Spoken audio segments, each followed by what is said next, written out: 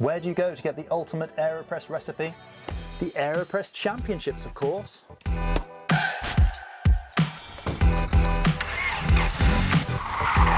Hold up, oh yeah.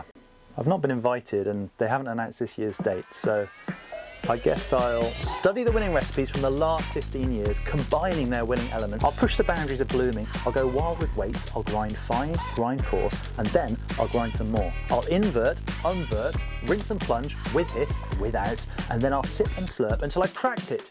The Aeropress recipe to end all Aeropress recipes. Hello friends, if we haven't met, I'm John, a filmmaker turned coffee roaster, and I'm here to show you that brewing delicious coffee needn't be complicated. It can be done by anyone, anywhere. Now stick around to the end because I'm giving away this Aeropress, but before we get started, I need to level with you. There's a whole lot of precision, detail and fiddlesome things that we can all do when we brew coffee to make ourselves feel like we're taking it very seriously. And there's certainly a time and place for that sort of thing, but that is not in this video. This recipe is going to use the Mega Championship formula, but without the minutiae. By the end, you're going to have a fail-proof method that you can use to make delicious, reliable Aeropress coffee every single time, without loads of measuring, timing and weighing. Here's what you'll need to brew like an Aeropress champion. An Aeropress, 18 grams of ground coffee, a spoon, water, ideally filtered, a kettle, some digital scales. Grab your Aeropress and set it up like this. This is known as the inverted method. Now if you're worried about it tipping or spilling whilst you work, you don't need to.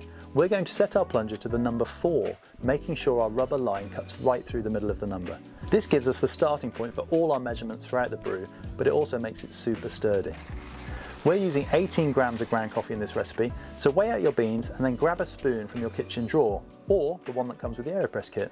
This is the spoon you'll use for future brews, so make a note of how much 18 grams is in relation, and then you can ditch the scales next time around. I've worked up this recipe for a coffee that's just on the dark side of medium, and we're going to opt for a medium to coarse grind.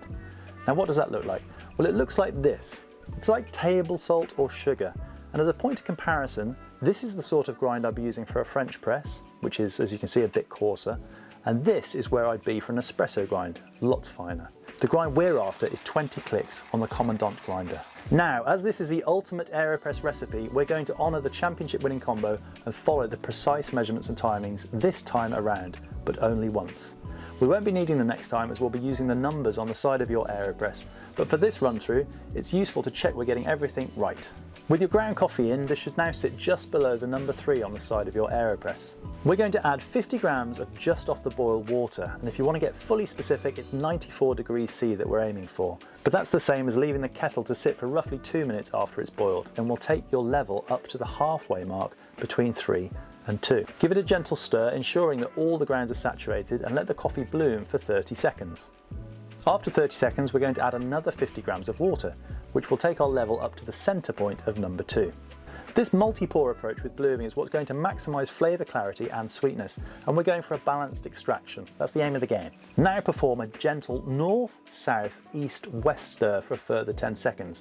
This was detailed in several of the championship recipes, so it's a must. Stirring the coffee in anything other than a north, south, east, west stirring pattern is sure to result in a disgusting cup that is not evenly extracted, and your friends are sure to shun you. After the stir, get your filter in the basket and give it a rinse. Some people say not to bother with this, but we're championship level here, gang, and that's what they do. This is going to remove any papery taste, if it exists at all, but it also helps create a firm seal in the basket and means that the paper won't fall out when you flip it over later. With that done, screw the cap tightly onto the Aeropress and push down until you've removed all of the air.